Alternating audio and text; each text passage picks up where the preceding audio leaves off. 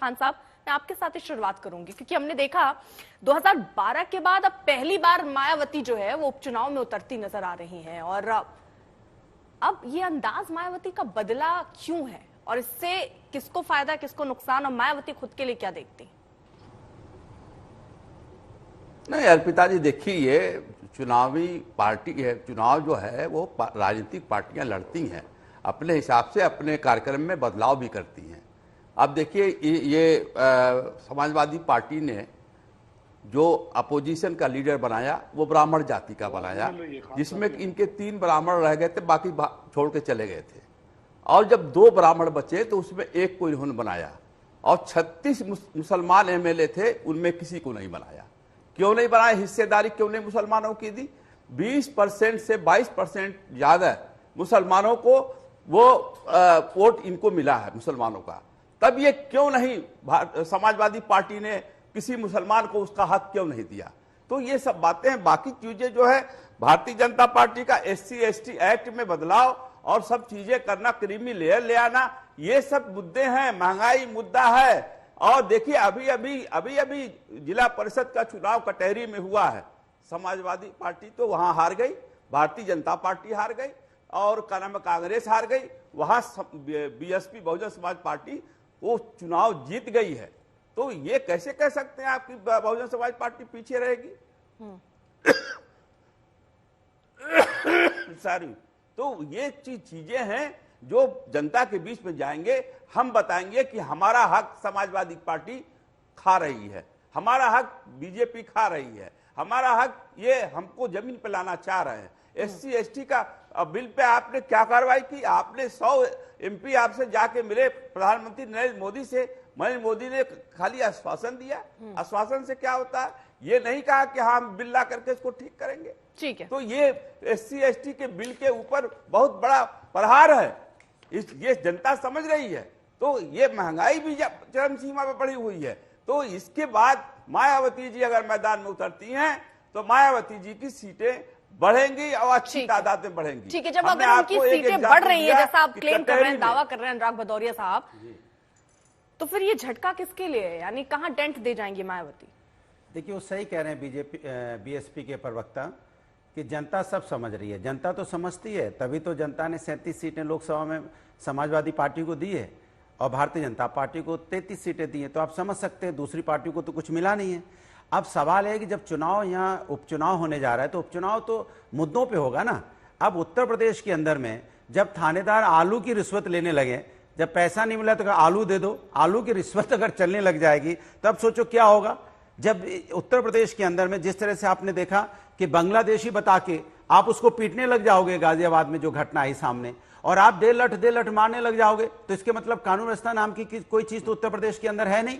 मैनपुरी में आपने देखा एक महिला अपनी पति के साथ जा रही थी, गर्भवती महिला थी, उसको पीटने लग गए क्योंकि वोट नहीं दिया इसलिए पीटने लग गए। तो आप इस तरह की घटना जब उत्तर प्रदेश के अंदर में देखने को मिल रही है जनता को, क्योंकि जनता के मुद्दों पे बात नहीं हो रही है, कानून व्यवस्था नाम की कोई चीज उत्तर प्रदेश के अंदर में है नहीं, उत्तर प्रदेश में कोई भी सुरक्षित महसूस करता नहीं अपने आप को, तो जाहिर सी बात है कि समाजवादी पार्टी हमेशा समाज के मुद्दों पर बात करती है, या युवाओं की बात करेगी, छात्रों की बात करेगी, महिलाओं की समाधान की बात करेगी और किसानों की बात करती है। इनकी बात क्या होगी? इनकी बात होती है सिर्फ और सिर्फ अपनी बात करना। भाई अब आपके पास कुछ बचा नहीं है तो काय जबरदस्ती परेशान है? अरे आपका झगड़ा समाजवादी पार्टी से नहीं है, आपको मजबूती से आवाज जनता की उठानी चाहिए। आपको यहाँ चिल्लाने से कुछ नहीं मिलेगा। जनता की समस्या की आप कब सड़क पे आते हैं, कब जनता की आवाज उठाते हैं, इसलिए जनता ने आपको नकारा है। तो आप परेशान क्यों हैं?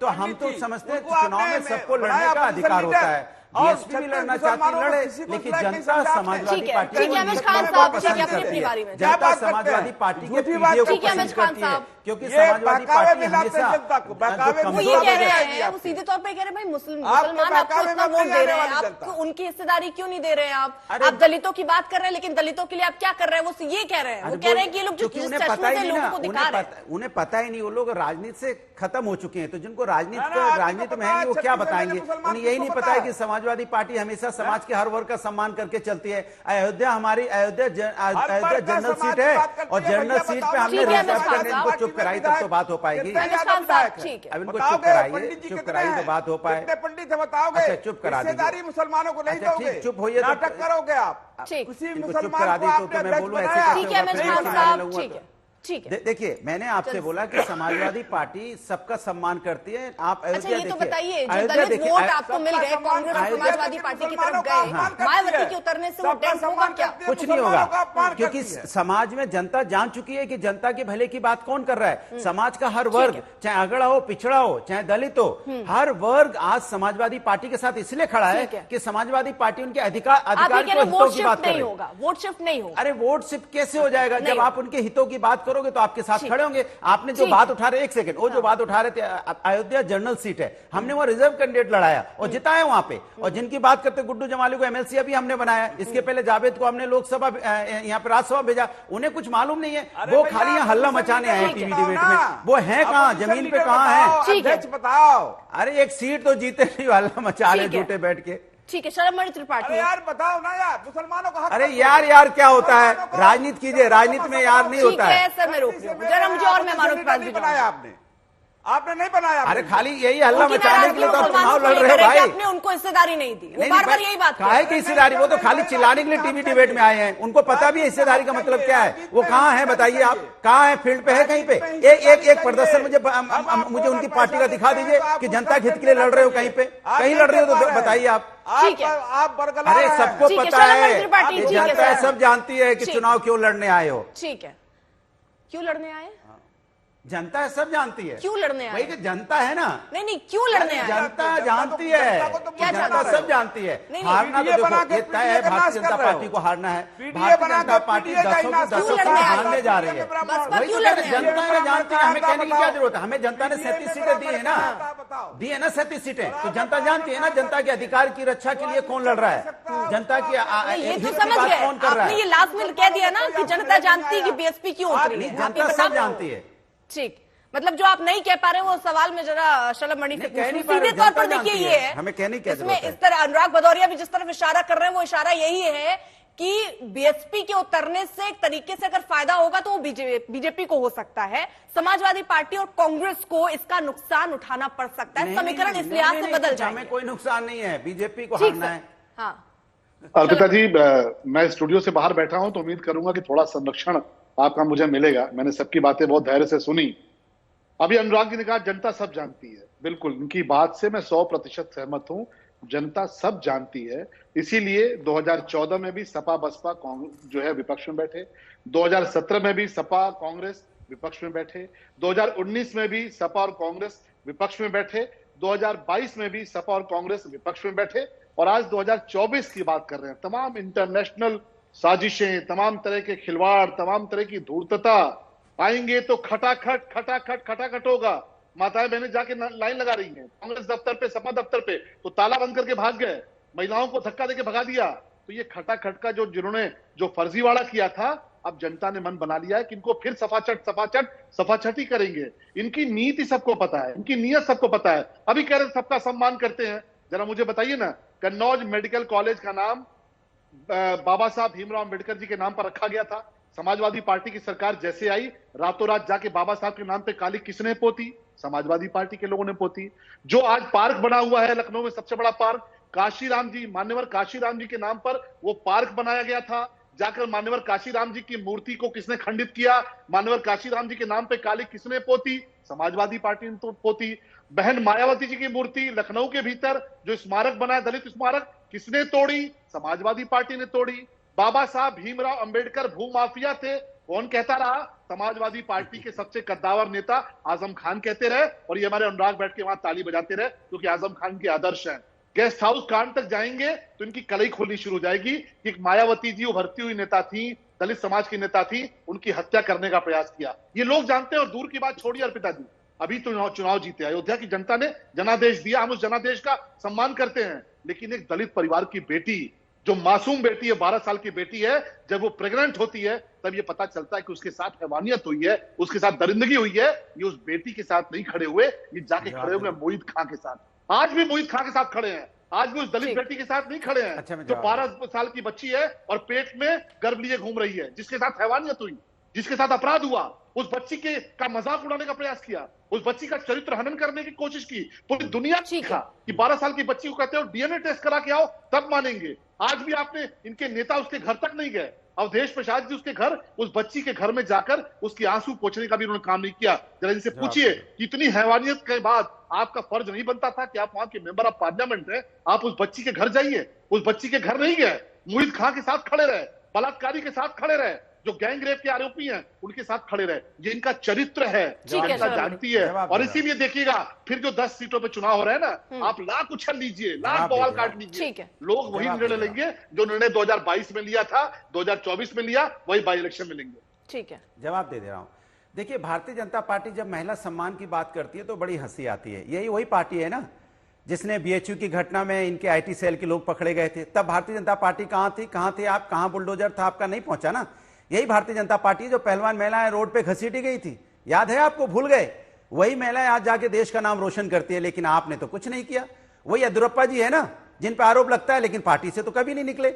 हम तो वो लोग हैं जो न्याय की मांग कर रहे हैं। मैं कह रहा हूं जिसने भी अन्याय किया है उसको कड़ी से कड़ी सजा मिलनी चाहिए, राजनीति नहीं होनी चाहिए। भारतीय जनता पार्टी राजनीति कर रही, मैं न्याय की बात कर रहा हूं। मैं कह रहा हूं कि किसी के भी 7 साल के तो ये तो कोर्ट का आदेश है कि 7 साल से ज्यादा की सजा होगी तो उसमें डीएनए टेस्ट होगा, उसको नार्कोटिक टेस्ट भी होना चाहिए, और जो दोषी है उसको कड़ी सजा मिले। तो आप मेरे साथ क्यों नहीं आके खड़े हो जाते? जो दोषी उसको कड़ी सजा मिले। आप राजनीति क्यों कर रहे हो? मैंने सीधा सा सवाल है, मेरी बात सुनिए। आप राजनीति क्यों कर रहे हो? आपने कब मांग की? हम तो हमेशा मांग करते हैं ना, उस बच्ची के साथ अन्याय होना, उस बच्ची के साथ जो अन्याय हुआ है उस पर न्याय मिलना चाहिए और उसको ऐसी सजा मिले जो नजीर पेश हो। लेकिन आप उस पर राजनीति कर रहे हो, ये चिंता की बात है। आप बच्ची को बार बार आप राजनीति में घसीट के लाते हो, चिंता की बात है। ठीक है, चलो मणि जल्दी 10 सेकंड से मैं अभी अर्पिता अनिल जी के पास नहीं है। हाँ। अर्पिता, इनसे उम्मीद नहीं है। आप मातृशक्ति का नेतृत्व करती हैं। आप जरा मुझे बताइए, 12 साल की बच्ची झूठ बोलेगी? क्या 12 साल की बच्ची को कहते हो कि उसका डीएनए टेस्ट कराओ, और नहीं, और ये क्या कहते हैं? कहते हैं नार्को टेस्ट कराओ। मतलब सोचिए अर्पिता, आप मातृशक्ति को आप रिप्रेजेंट करती हैं। 12 साल की एक बच्ची जो अपनी हैवानियत को जानती भी नहीं कि उसके साथ क्या हुआ, अपनी मां को जाके तब बताती है जब वो प्रेग्नेंट होती है। ये कहते हैं नार्को टेस्ट कराओ। 12 साल की बेटी का नार्को टेस्ट कराओगे? शर्म नहीं आती आपको? ठीक है, उसका नार्को टेस्ट नहीं, झूठ मत बोलिए। मैंने बोला, मैंने उसका नहीं, बच्ची का नार्को टेस्ट की बात ही नहीं हुई है। बात हुई है उसके परिवार के लोग या दूसरे लोग, जो लोग इसमें मेरी बात सुनिए, जो दोषी हो उसे सजा मिलनी चाहिए। आप राजनीति करो, आपको शर्म नहीं आनी? एक बच्ची के नाम पे राजनीति करते हो आप, बजाय उसको न्याय दिलाने के लिए। अरे हम लोग तो न्याय दिलाने की मांग कर रहे हैं और कह रहे हैं ऐसी सजा मिले, दोषी को नजीर बने, और आप उसको दोषी को बचाना चाह रहे हो। आप इसके मतलब दोषी को बचाना चाहते हो। आप राजनीति करते हो। एक मिनट, ये चर्चा आप राजनीति कर रहे हो, ये शर्म की बात है। मैंने चुनाव आ गया तो राजनीति करने लगे, बच्ची के नाम पे राजनीति कर रहे हो। आपके पास कोई मुद्दा नहीं बचा दूसरा, आपका कोई मुद्दा नहीं बचा। आप नहीं, आप दूसरे मुद्दों को उठाना नहीं चाहते हो, आप चाहते हो इस मुद्दे को उठा के राजनीति करना चाहते हो। ये आपकी मानसिकता है। इस मानसिकता पे मुझे तरस आता है। ठीक है, मेरा एक सवाल शलभ मणि, क्योंकि मैं फिर से चर्चा पे लौटती हूं कि बच्ची के नाम पे राजनीति कर रहे हो। नहीं, शर्म आनी चाहिए। अनुराग भदौरिया, बच्ची के नाम पे राजनीति कर रहे हो। अनुराग भदौरिया, शलभ मणि से मेरा सवाल, शलभ मणि, ठीक है, शलभ मणि त्रिपाठी, मैं एक चीज आपसे समझना चाह रही हूँ, फिर इस तरह मैं चर्चा पे आपको एक बार जोड़ लूं। मैं यहाँ पर ये चीज समझना चाह रही हूँ कि असली लड़ाई आखिरकार है किसके बीच? ये आपकी लड़ाई कांग्रेस के साथ है, आपकी लड़ाई समाजवादी पार्टी के साथ है, आपकी लड़ाई बीएसपी के साथ है, या आप अंदर ही अंदर लड़ रहे हैं? क्योंकि केशव प्रसाद मौर्य भी कहीं नजर नहीं आ रहे, ब्रजेश जी को जरूर जिम्मेदारी दी गई, लेकिन ये लड़ाई आपस की तो नहीं है जो भारी पड़ गई पहले भी और इस बार भी कहीं ऐसा ही कुछ देखने मिले? अर्पिता जी, अभी कल ही मैं खबर देख रहा था तो कुछ जगहों पे चल रहा था कि टीम 30 बनी है, उस टीम 30 में डिप्टी सीएम नहीं है। आज अभी आपने बुलेटिन पढ़ा तो आपने केशव जी का भी नाम लिया, आपने ब्रजेश पाठक जी का भी नाम लिया, उनकी ड्यूटी लगी है। ठीक है, लोगों को भ्रम में रहने दीजिए, हमारी लड़ाई किसी से नहीं है। देखिए, लोग समझ गए। अयोध्या की घटना के बाद मैं कहता तो अवधेश प्रसाद को यह मौका नहीं मिला कि उस बेटी के जाके आंसू पोंछ के आए। वो मेंबर ऑफ पार्लियामेंट है अर्पिता। 12 साल की बेटी का नार्को टेस्ट आप कराएंगे? इनके नेता शिवपाल यादव कहते हैं कि नार्को होना चाहिए। ये समाजवादी पार्टी का चरित्र है, लोग समझ चुके हैं और इससे कोई लड़ाई नहीं है। ये लाख उछल ले। देखो, स्टूडियो में बैठकर डिस्टर्ब मत करो। अनुराग, मैं दूर से बैठा हूं, इसका फायदा मत लीजिए। अर्पिता, आपको देखना चाहिए, ये नार्को टेस्ट कराएंगे। ये कहते हैं 12 साल की बच्ची को कहते हैं डीएनए टेस्ट पहले हो, उसके बाद हम मानेंगे। सुप्रीम कोर्ट ने कहा एक बच्ची कह रही है, जो नाबालिग बच्ची है, वो कह रही है वो झूठ बोलेगी। आप उस पर सवाल खड़े करते हो क्योंकि मोहित खां बलात्कारी है। ठीक है, शलभ मणि त्रिपाठी, मैं एक जवाब मैं अनिल जी से लेना चाहूंगी। अभी तक मैं चर्चा में उनको जोड़ नहीं पाई हूं। अनिल जी, क्योंकि देखिए अब सामने उपचुनाव हैं और ऐसे में ये भी खबरें आ रही हैं कि आरएलडी जो है वो कई सीटों की मांग कर रही है। आपकी मांग कितनी सीटों की, कुछ सहमति बन पाई? देखिए अर्पिता जी, राष्ट्रीय लोकदल 10 सीटों पर तैयारी कर रहा है 10 और राष्ट्रीय लोकदल एनडीए का पार्ट है। 10 पे तैयारी है। एनडीए जो भी 10 उम्मीदवार लड़ेंगे, एनडीए के 10 उम्मीदवार को हम लड़ाने का काम करेंगे।